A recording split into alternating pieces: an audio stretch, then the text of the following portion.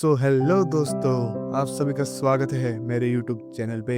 आज हम बात करने वाले हैं मैनेजर किम के चैप्टर 2 के बारे में। तो गाइस, बिना देरी के वीडियो की शुरुआत करते हैं। इस चैप्टर की शुरुआत में हम देखते हैं कि मैनेजर किम ने मीनू का गला घोट रखा होता है हैरी के हेयर टाई से। फिर तभी मीनू कहता है, ओ कोई तो बचा लो मुझे, कोई तो बचा लो, मेरा गला घुट रहा है, आज तो ये बूढ़ा मेरे को जान से मार देगा, ओ कोई बचाओ। फिर हम देखते हैं कि हैरी ये सब चीजें देख रही होती है और उसकी भी हालत टाइट हो जाती है कि मैनेजर किम ऐसा कैसे कर सकते हैं ये सब। फिर तभी हैरी ये सब देखते ही जमीन पर गिर जाती है और सदमे में चली जाती है। फिर तभी हम देखते हैं कि मीनू मैनेजर किम से कहता है कि उन्होंने सिर्फ लेफ्ट टर्न और राइट टर्न कहा था, मुझे नहीं पता आपकी डॉटर कहाँ पे है, और ना ही उन्होंने अपना रास्ता बताया था जाते हुए। फिर तभी हम देखते हैं कि मैनेजर किम उस हेयर टाई को और टाइट से खींचते हैं और पूछते हैं कि और तुम्हें ये भी नहीं पता उन्हें कांटेक्ट कैसे करना है। फिर तभी मीनू कहता है कि हम सिर्फ एक पॉइंट ऑफ ऑर्गेनाइजेशन है, वो लोग सिर्फ हमसे कांटेक्ट कर सकते हैं, और ना ही हमें कुछ उनकी डिटेल्स पता है। फिर तभी मैनेजर के मीनू से पूछते हैं कि तुम्हारा हेड ऑफ क्रू कहाँ पर मिलेगा मुझे है। दरअसल गाइस, मैं तुम्हें बता देता हूँ कि मिनो को सही में कुछ भी नहीं पता होता। उसे ये भी नहीं पता होता कि गैंगस्टर्स मैनेजर किम की डॉटर को कहाँ पर लेके गए हैं। जितनी भी छोटी मोटी इन्फॉर्मेशन होती है वो मैनेजर किम को बता देता है, और फिर उसे अपनी औकात का भी पता लग जाता है कि किसी से भी पंगा नहीं लेना चाहिए, खासकर मैनेजर किम से। फिर दोस्तों, इसके बाद सीन शिफ्ट होता है और हम देखते हैं कि एक घर को, जहाँ पर हम देखते हैं कि वहाँ पर एक आदमी रो रहा होता है और कहता है कि मुझे माफ कर दो, बस एक आखिरी बार माफ कर दो, प्लीज मुझे छोड़ दो। दरअसल गाइस, जो दूसरी साइड होता है, जो सिगरेट पी रहा होता है, वो के ग्रुप का हेड होता है और उसका नाम होता है मिंचियोल। फिर मिंचियोल उस आदमी का सर पकड़ता है और कहता है कि अबे चूजे, तूने मजाक समझ रखा है क्या? तूने कॉन्ट्रैक्ट साइन करा था, भूल गया क्या? कॉन्ट्रैक्ट एक मजाक है, तूने उसको मजाक में लिया। दरअसल गाइस, मैं तुम्हें बता देता हूँ कि मिंचोल एक लोन एग्रीमेंट के बारे में बात कर रहा होता है, और उस लोन एग्रीमेंट में लिखा होता है कि अगर तुम लोन वापस नहीं चुका पाओगे तो तुम्हें उसकी जगह कुछ कीमत चुकानी पड़ेगी। तभी मिंचोल कहता है कि तूने क्या उस लोन एग्रीमेंट को पढ़ा था क्या ध्यान से? उसमें लिखा हुआ था कि अगर पार्टी लोन नहीं दे पाती तो उसकी डॉटर लोन चुकाएगी। फिर तभी हम देखते हैं कि पीछे से उसकी डॉटर रो रही होती है। फिर हम देखते हैं कि तभी उसका फादर मिंचोल से कहता है कि अरे बस वो तो अभी अभी तो बस वो बच्ची ही है, छोड़ दो ना उसको। फिर ये मिंचोल ये बात सुनता है और उसका दिमाग पगला जाता है और उसके थप्पड़ ही थप्पड़ बजा देता है बिना किसी देरी के। और फिर कहता है कि अबे कोचू, बे दिमाग के पागल हो गया है क्या? तेरा दिमाग नहीं है तेरे अंदर? क्या हो गया? वो सिर्फ एक लड़की है तो बस हम उसके ऑर्गन्स कोई तो बेचेंगे, तेरे दिमाग में ये बात घुसती नहीं है क्या?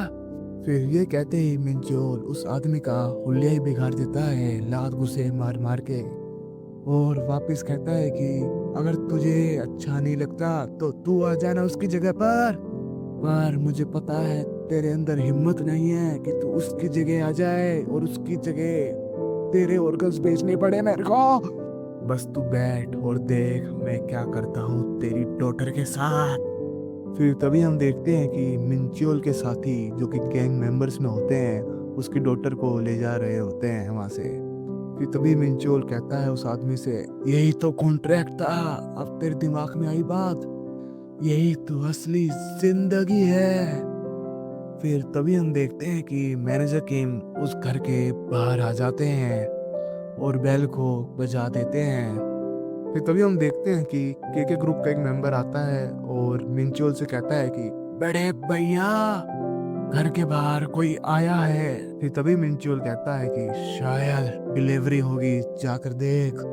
फिर तभी दूसरा बंदा कहता है कि मैंने कुछ देर पहले मैक्रोन्स को ऑर्डर किया था, पर मुझे नहीं लगता कि अभी कुछ डिलीवरी आई होगी। फिर मिंचोल कहता है कि आखिर किसको पता होगा कि हम यहाँ पर है सिवाय डिलीवरी मैन के। चलो खैर, अगर डिलीवरी मैन के सिवाय कोई और होता है तो उसको इमिडिएटली वापस भेज देना। फिर तभी हम देखते हैं कि जैसे ही दूसरा बंदा दरवाजे के पास जाता है और देखता है कि वहां तो पहले से ही कोई घुस चुका है, और देखता है कि उसके सामने कोई बंदा खड़ा हुआ होता है। दरअसल गाइस, मैं आपको बता देता हूँ कि ये कोई और बंदा नहीं, द किलर मैनेजर किम होते हैं। फिर तभी वो बंदा कहता है कि अबे कौन है तू, अंदर कैसे घुस गया बिना किसी परमिशन के? ये एक अपराध है, तुम्हें पता नहीं क्या?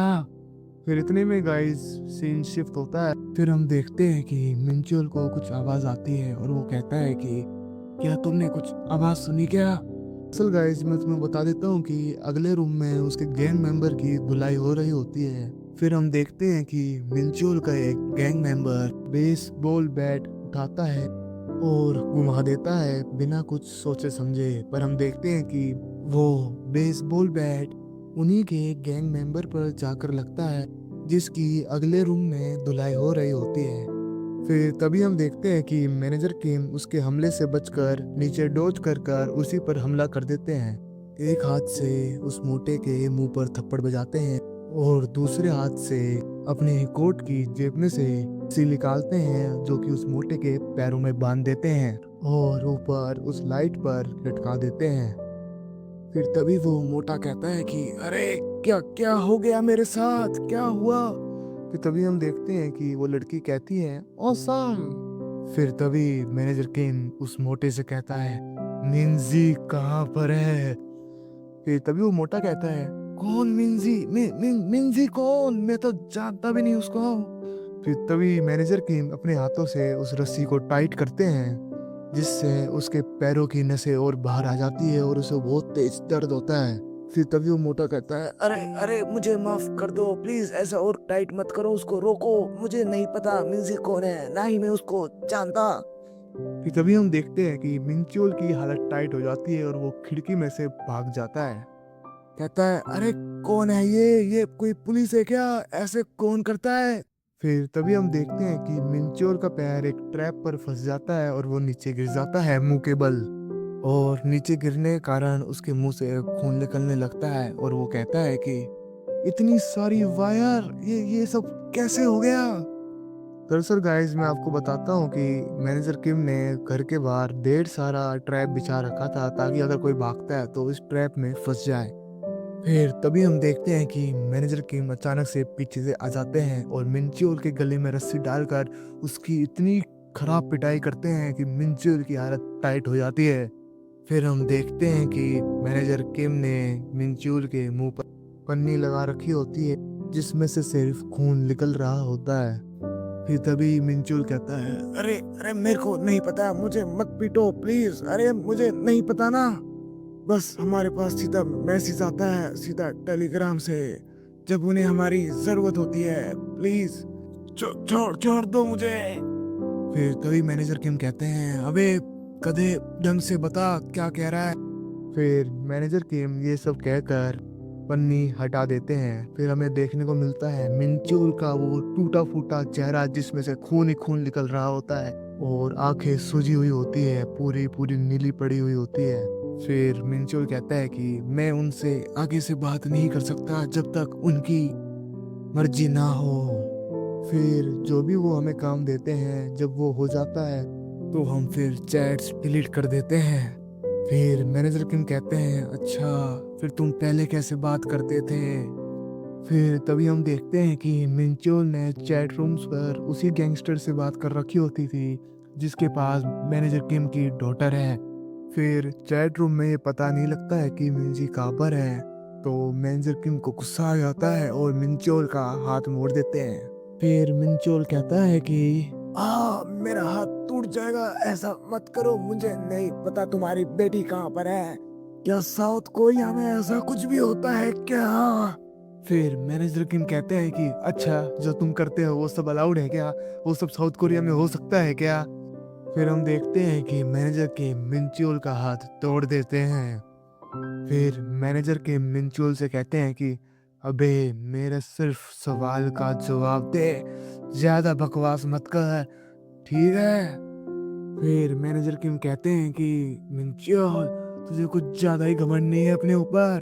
फिर मिंचियोल कहता है, हाँ मुझे घमंड है, क्योंकि ये सब कुछ राइट्स मेरे लो मुझे देते हैं। फिर तभी मैनेजर किम कहते हैं, कानून तो तुमने भी तोड़ा है ना? फिर तभी मिंचुल कहता है, हाँ हाँ हाँ हमने, अरे खोचू अभी भी हम माइनर्स हैं, और तुम्हें तो पता ही होगा अगर मैं रूल्स तोड़ता हूँ जो कि मैं माइनर्स में आता हूँ तो मुझे पक्का माफी मिल जाएगी। फिर तभी ये सब सुनकर मैनेजर किम को गुस्सा आ जाता है और उनकी खोपड़ी सटक जाती है, और वो सीधा फिर मिंचोल के मुंह पर लात मारते हैं और कहते हैं, अबे कचरे के डिब्बे, तू तो नहीं बचेगा, अब तुझे ये सब झेलना ही पड़ेगा। फिर तभी हम देखते हैं कि मिंचोल नीचे गिर जाता है। तभी मैनेजर किम एक सूटकेस खोलते हैं जिसमें गन्स और गोलियां होती हैं। फिर तभी मैनेजर किम गन्स को असेंबल करते हैं और कहते हैं कि क्या तुम्हें ये पता है, तुम किसी को अनाथ कहते हो जब किसी के माता पिता मर जाते हैं, और किसी को विधवा अगर उसका पति मर जाता है, लेकिन लेकिन अगर किसी की डॉटर मर जाती है उसके लिए कोई शब्द नहीं है। ये सब कहते हुए मैनेजर किम अपनी बेटी को याद करते हैं और सीधा मिंचोल की तरफ देखते हैं और कहते हैं कि क्या कहा था तुमने, प्रोटेक्टेड माइनर्स? आज तेरी मैं असली औकात बताता हूँ कि मैं क्या हूँ और तू क्या है। फिर क्या क्या ये सही में मुझे मुझे मारने वाला है? और मन में ये भी सोच रहा होता है कि अरे ये तो सच है ही नहीं कि मैं माइनर हूँ, मैंने तो झूठ कहा था। और क्या क्या ये आदमी एक सच में एक क्रिमिनल नहीं बन जाएगा अगर इसने गोली चला दी तो? फिर तभी हम देखते हैं कि मैनेजर किम सही में गोली चला देते हैं और कहते हैं कि अबे कुत्ते के बच्चे। फिर हम देखते हैं कि वो गोली सीधा मिंचोल के पैर में जाकर लगती है। फिर तभी हम देखते हैं कि वो बच्ची और उसके फादर कहते हैं कि कोई तो एम्बुलेंस को बुलाओ, कोई तो 911 को फोन करो, कोई तो बुलाओ एम्बुलेंस को। फिर तभी मैनेजर किम कहते हैं मिंचुल से, मैं तुझे जिंदा इसलिए छोड़ रहा हूँ, मुझे लगता है कि मेरी बेटी मिंजी अभी भी जिंदा है, मुझे विश्वास है, इसलिए मैं तुझे अभी के अभी जिंदा छोड़ रहा हूँ, वरना जान से मार देता। और ये भी कहते हैं कि ये जो दिख रहा है ना मेरा मुक्का, ये तेरे कानून से ज्यादा तेज है, समझ गया? फिर तभी हम देखते हैं कि मिंचोल एकदम सदमे में जा चुका होता है और तभी मैनेजर किम एकदम खतरनाक डायलॉग बोलते हैं, अगर कोई भी मेरी बेटी पर उंगली उठाएगा उसको मेरे हाथों मरना ही होगा। गाइस ये एपिसोड यहीं पर खत्म होता है। अगर आपको मेरी वीडियो पसंद आती है तो प्लीज प्लीज सब्सक्राइब कर दो, अगर नहीं आती तो सपोर्ट में सब्सक्राइब कर दो। मैं कोशिश करूंगा धीरे धीरे और भी मजेदार वीडियो आपके पास आती रहे। सो बाय।